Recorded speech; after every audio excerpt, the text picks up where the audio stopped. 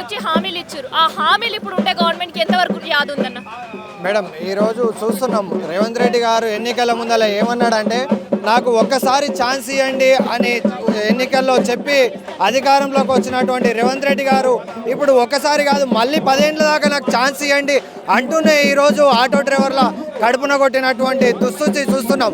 ఎందుకంటే హైదరాబాద్ నగరంలో రికార్డుతో డొక్క నిండని పరిస్థితి ఆటో డ్రైవర్ది.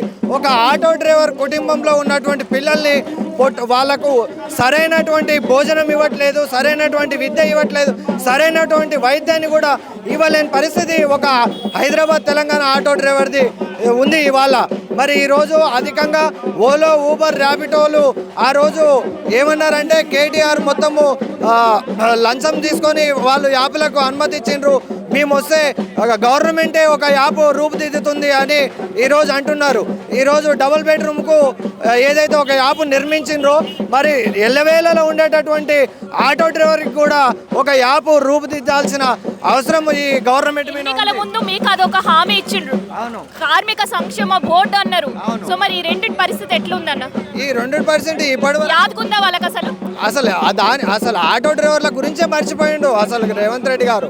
అసలు యాదికుంటే 10 నెలలు గడిచినప్పుడు కూడా ఒక్కసారైనా పొన్నం ప్రభాకర్ రవాణా శాఖ మంత్రి కదా, అసలు ఆటో డ్రైవర్ల పట్ల ఆయన ఏమాత్రము గైడెన్స్ చేస్తున్నాడని నేను అడుగుతున్నా. ఈరోజు ఒక రవాణా శాఖ మంత్రిగా ఉన్నప్పుడు నువ్వు చేయాల్సిన బాధ్యతగా నువ్వు నిర్వహించాలి. రోజుకు నెలకు 1 గంట అయినా రవాణా శాఖ మంత్రిగా ఉన్నప్పుడు నువ్వు మా సమస్యల పట్ల అవకాశం ఇవ్వాలి మాకు. ఈరోజు ఈ యొక్క మీటింగ్ ధర్నాకు మేమంతా పిలుపునిచ్చినాం రాష్ట్ర మొత్తంగా. ఈరోజు జాయింట్ యాక్షన్ కమిటీని పిలిచి మా సమస్యలు పరిష్కరించాలని ఈరోజు మేము డిమాండ్ చేస్తున్నాం. ఓలా ఊబర్ ఇట్లాంటి వాటి వల్ల ఆల్రెడీ మీకు నష్టమే, కానీ అది కాకుండా ఇప్పుడు ఫ్రీ బస్సుల వల్ల కూడా నష్టపరిహారం ఉందా? నష్టం జరిగే పరిస్థితులు ఉన్నాయా? దాదాపుగా హైదరాబాద్ నగరంలో కొంచెం ఒక 20% నష్టం ఉంటే దాదాపుగా తెలంగాణ రాష్ట్రంలో జిల్లాలలో మాత్రము, ఎందుకంటే లైన్ టు లైన్ నడుస్తాయి గ్రామాలలో. ఆ గ్రామాలలో ప్రతి ఒక్కరు పొదుపు చేయాలి, ఉపాధి ఉండదు. వాళ్ళు ఫ్రీ బస్ ద్వారా గ్రామాలలో ఎక్కువ నష్టపోయినరు. సిటీలో ఏంటంటే టైమింగ్ సేవ్ వల్ల వాళ్ళు మళ్ళీ కూడా కొంచెం గడుస్తుంది కాలం, కానీ గ్రామాలలో అయితే చాలా భారం పడుతుంది ఆటో డ్రైవర్లకు. మరి మీ సమస్యల పట్ల గవర్నమెంట్ ఎంతవరకు చిత్తశుద్ధిగా ఉంది ఇప్పుడు అని అనిపిస్తుంది? ఈ రోజు వరకు కూడా వాళ్ళు ఎట్లాంటిది కూడా మా పైన దయాదాక్షిణాలు తెలియజేయలేరు. మరి ఇట్లే కనుక ఉంటే ఈరోజు మేము తెలంగాణ ఉద్యమంలో తెలంగాణ రాష్ట్ర సాధనం కోసము ఎంతోమంది ఆటో డ్రైవర్లు తన ఉపాధి తను కొనసాగించుకుంటూ తెలంగాణ రాష్ట్రం కోసం మేము పోరాడిన వాళ్ళం. కాబట్టి మా హక్కుల కోసం మేము పోరాడడానికి మేము కొత్తగా చదువు నేర్వాల్సిన అవసరం లేదు.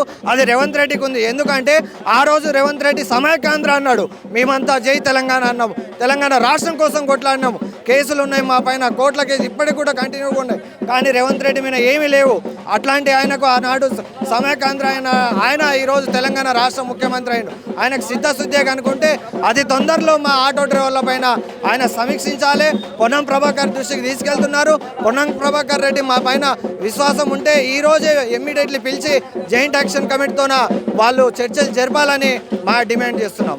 అయితే ఇప్పుడు కొంతమంది ఏమంటున్నారంటే ఇవాళ మీరు పెట్టిన హామీలు మీరు ఇవాళ కోరుకునే డిమాండ్లు అంటారు, అవి నిజమేనా? లేదంటే ఎన్నికల ముందు కాంగ్రెస్ గవర్నమెంట్ రాకముందు వాళ్ళు ఇచ్చిన హామీలు అన్న మీకు?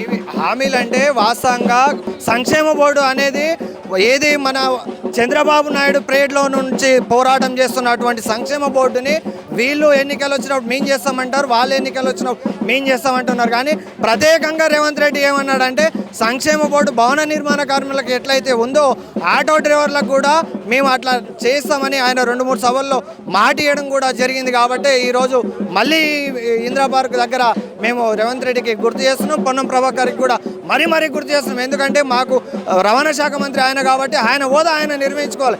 ఈరోజు అట్లానే రవాణా శాఖ మంత్రి పొన్నం ప్రభాకర్ హైదరాబాద్ నగరానికి ఇన్ఛార్జిగా ఉన్నాడు.